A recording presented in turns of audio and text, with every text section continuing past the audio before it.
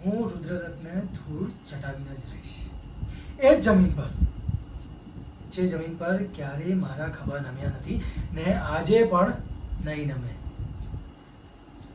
હું ના કોઈ રાજાનો નોકર છું, ના સાધુ સંતનો ભક્ત. હું એક પહેલવાન છું, એટલે ખોટા ખેલ નથી રમતો. રુદ્રરથ પુરોહિત, તારી વાકી કરતૂતને ભૂલ્યો નથી અને આ ભૈરુનાથ આજે તેનું પતન લાવશે.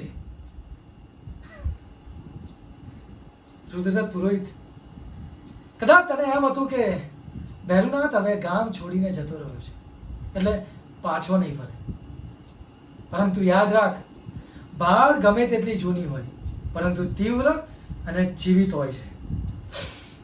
તે અને તારા મિત્રએ ભેગા થઈને આખા ગામ વચ્ચે મારું અપમાન કરીને માથું નીચે નમાવ્યું હતું, પરંતુ તું ભૂલી ગયો કે હું એક ખંડેરમાંથી ઉગેલો એક વૃક્ષ છું.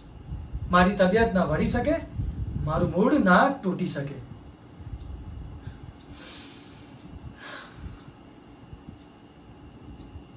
જેના રક્તમાં ગુસ્સો હોય ને એ ક્યારેય શાંતિથી જીવી ના શકે. અને હું તો મારા બદલા માટે જીવી રહ્યો છું.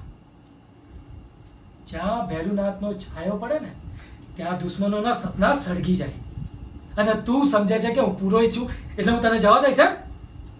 ના, તે મારી સાથે ખોટું કરીને ઘણી મોટી ભૂલ કરી છે અને આ ભૈરુનાથ તેનો બદલો લઈને જ રહેશે.